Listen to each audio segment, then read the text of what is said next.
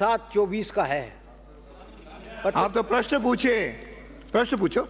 अखबार का नहीं, आपका प्रश्न इसमें पूछो। स्टेटमेंट है, कह दिया मैंने कह दिया। आप बात सुनिए, जरा नियमों की जानकारी ले लो, उसके बाद में ऐतराज किया करो।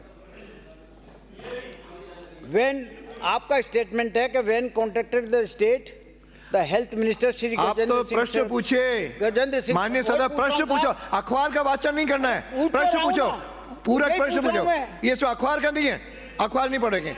मैं ये कह रहा हूं कि गजेंद्र सिंह जी ने ये स्टेटमेंट दिया कि अगर कोई प्रस्ताव मेरे पास आता है तो मैं निश्चित तौर पर उसको अविलंब जो है मंजूर करूंगा, ठीक है ना।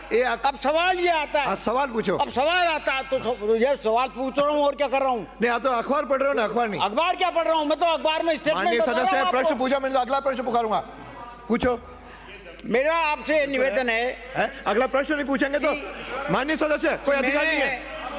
ये तो आपने मान लिया का अधिकार है। प्रश्न में आपने मान लिया कि 6/7/23 को जब हमारी सरकार थी, आपका प्रश्न आया तो बोलिए। साइकोलॉजिकल काउंसलिंग सेंटर की स्थापना और 3 पद क्लिनिकल साइकोलॉजिस्ट और 6 पद काउंसलर के सृजित करने की स्वीकृति जारी कर दी थी। कब करी थी? 7वें महीने में, 23 के 7वें महीने में, ठीक है ना सर। तब से ये काम तब से चल रहा था।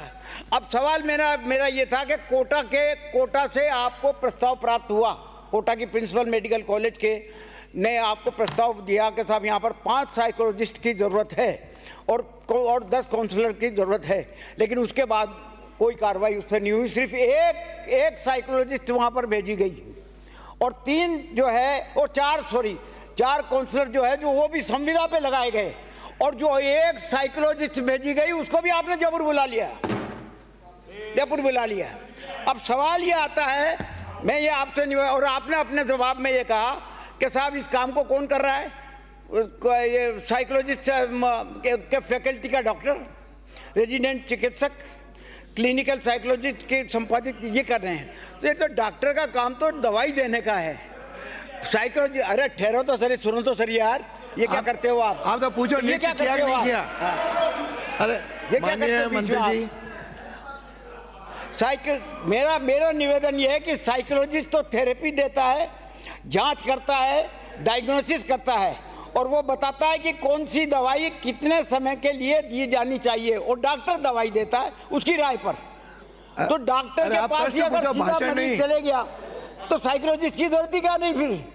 मेरा आपसे ये निवेदन है और कि आप, पहला प्रश्न तो यह है मेरा कि आप साइकोलॉजिस्ट की और काउंसलर्स की नियुक्ति करेंगे न करेंगे? आपके पास सारे प्रस्ताव आ चुके। दूसरा मेरा प्रश्न यह है कि चाहे सीकर हो, चाहे कोटा हो, चाहे जयपुर हो, सब जगह कोचिंग इंस्टीट्यूट्स है और सेंट्रल की गाइडलाइन है कि हर कोचिंग इंस्टीट्यूट में आपको, कोचिंग संस्थान में साइकोलॉजिस्ट और काउंसलिंग का होना अनिवार्य है। तो मैं आपको प्रश्न यह है मेरा, अरे बैठ जा प्रश्न पूछे, प्रश्न का उत्तर आएंगे ना माननीय मंत्री जी। ये मैं, अरे आपको किसने कहा? आप बैठिए। नो, मेरा रामकेश, मिस्टर शरण सिंह, ये बर्दाश्त नहीं होगा। आप बैठिए, उसके लिए सरकार के मंत्री खड़े हो रहे हैं। मैं कहूंगा, आप नहीं कहोगे। नो अध्यक्ष जी, नो, बैठिए, आप बैठो। जब वो काम मेरा आएगा पे, I don't do it. No, sir, अंकित नहीं हो। खड़े होते हैं। सरकार के मंत्री कैसे खड़े होते हैं? ये नहीं चलेगा। कितना गंभीर विषय है, कोटा के अंदर बच्चे सुसाइड कर रहे हैं, कितना गंभीर विषय, और ये मजाक उड़ा रहे हैं।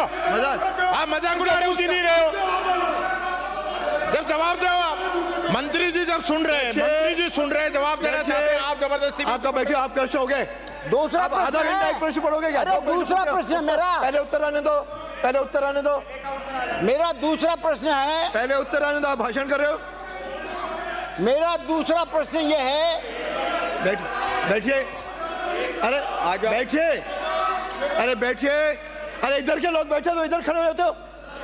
नो, मंत्री जी बोलो। अरे मंत्री जी सक्षम है उत्तर देने में। अध्यक्ष महोदय, जोधपुर, ठीक है, तुम्हारे लो, जयपुर और कोटा के अंदर साइकोलॉजिकल काउंसलिंग सेंटर्स खोले गए। अभी कोटा के अंदर जो है, ये कॉन्ट्रैक्चुअल बेसिस पर आउटसोर्सिंग चल रही है, ऑलरेडी हमारा स्टाफ है, ये मानते हैं कम है, इसलिए ये जो